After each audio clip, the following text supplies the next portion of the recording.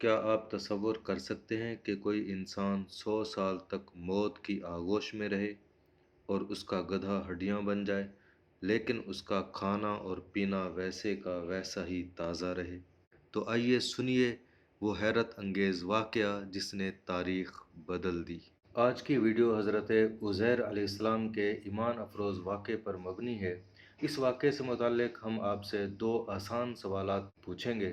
درست جواب دینے والے خوش نصیبوں کو بذریعہ قرآن اندازی خصوصی تحائف پیش کیے جائیں گے۔ سوال نمبر 1، کیا آپ بتا سکتے ہیں کہ اس واقعے میں وہ کون سی 2 چیزیں ہیں جو 100 سال گزرنے کے باوجود ذرا بھی خراب نہیں ہوئی تھی؟ سوال نمبر 2، حضرت عزیر علیہ السلام جب دوبارہ زندہ ہوئے تو ان کی عمر تو 40 سال ہی تھی، لیکن ان کے بیٹے کی عمر کتنے سال ہو چکی تھی؟ ان دونوں سوالات کے جوابات کمنٹ باکس میں لکھیں، ویڈیو کو لائک اور اپنے دوستوں کے ساتھ شیئر کریں۔ ہمارے چینل کو سبسکرائب لازمی کریں، صرف سبسکرائبرز ہی قرآن اندازی میں شامل ہوں گے۔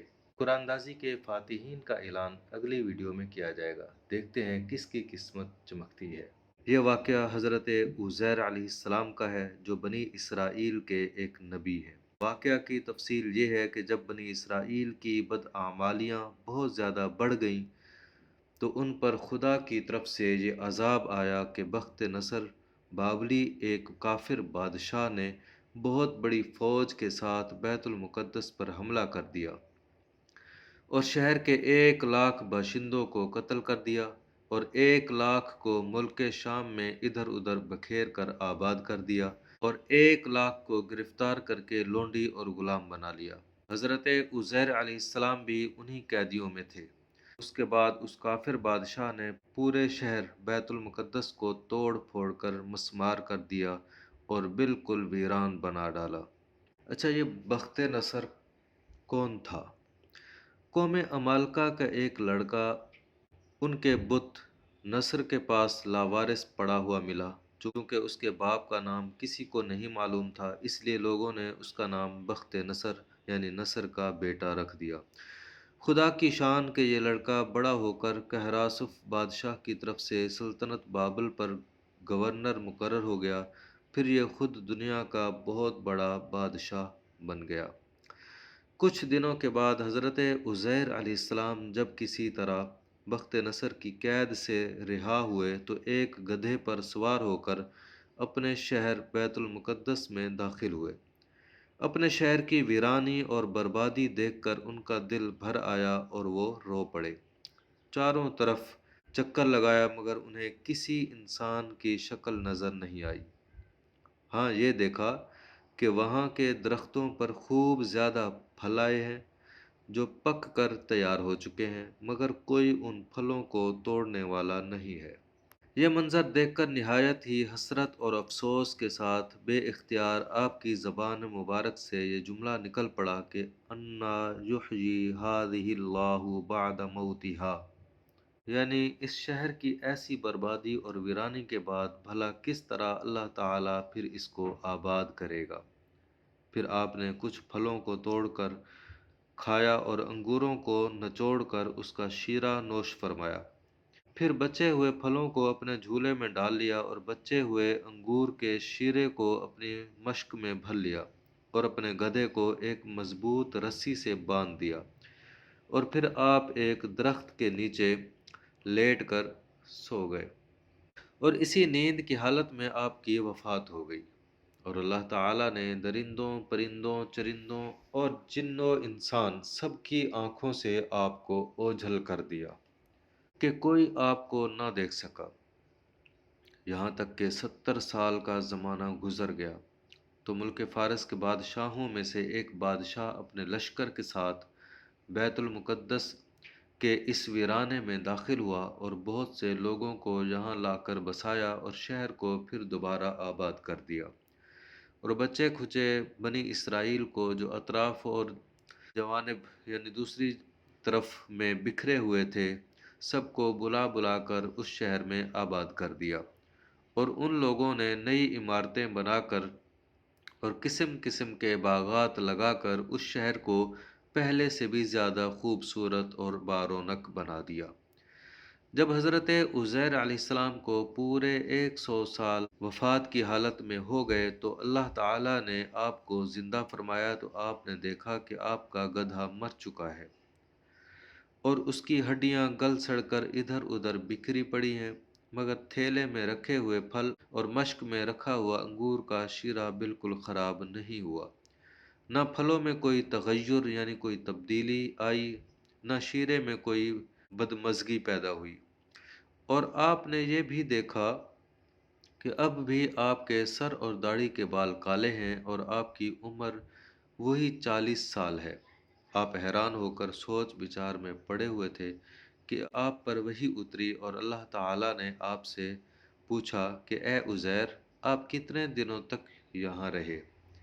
تو آپ نے خیال کر کے کہا، یعنی سوچ کر کہا کہ میں صبح کے وقت سویا تھا اور اب عصر کا وقت ہو گیا ہے۔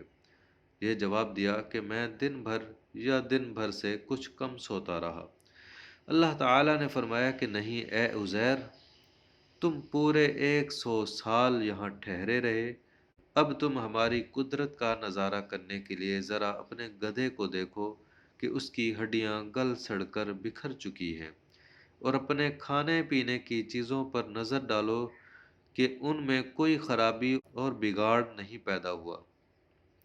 پھر ارشاد فرمایا کہ اے عزیر، اب تم دیکھو کہ کس طرح ہم ان ہڈیوں کو اٹھا کر ان پر گوشت پوست چڑھا کر اس گدھے کو زندہ کرتے ہیں۔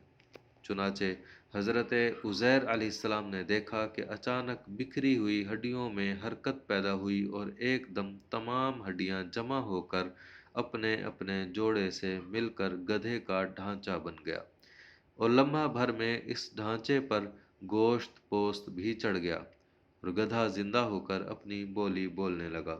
یہ دیکھ کر حضرت عزیر علیہ السلام نے بلند آواز سے یہ کہا، اعلم ان اللہ علی کل شیء قدیر، یعنی میں خوب جانتا ہوں کہ اللہ سب کچھ کر سکتا ہے۔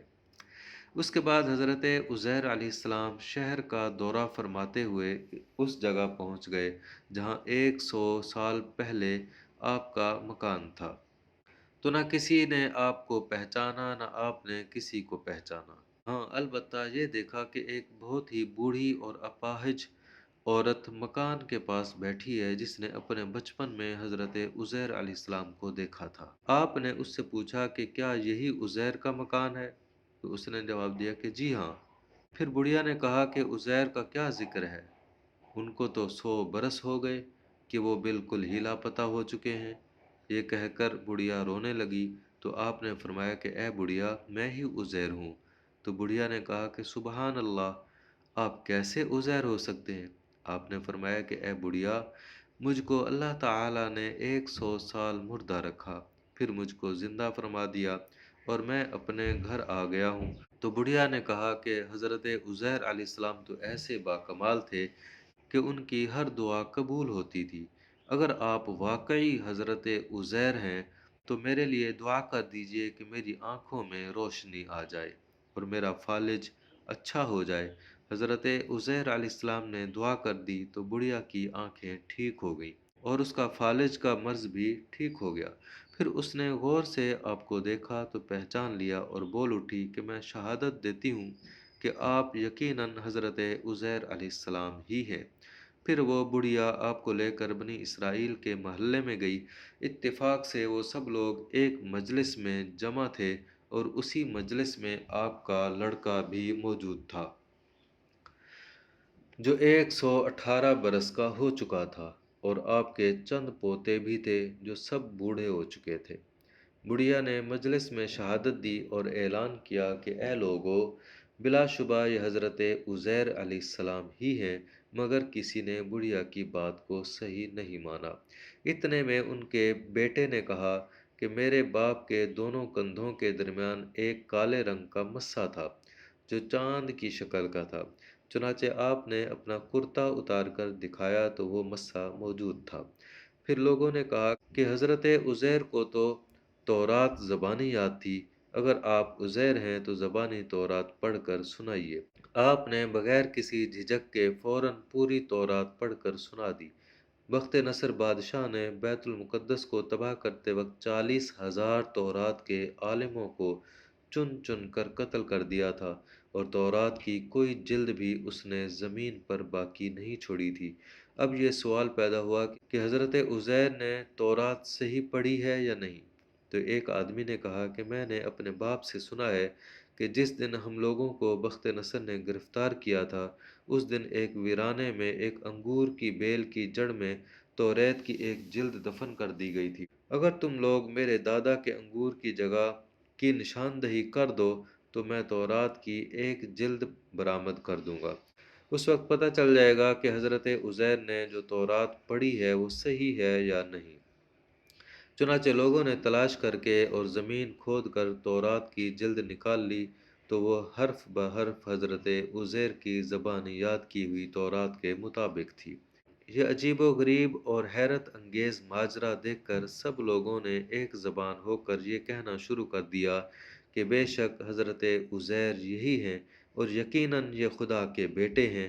چنانچہ اسی دن سے یہ غلط مشرکانہ عقیدہ یہودیوں میں پھیل گیا کہ معاذ اللہ حضرت عزیر خدا کے بیٹے ہیں۔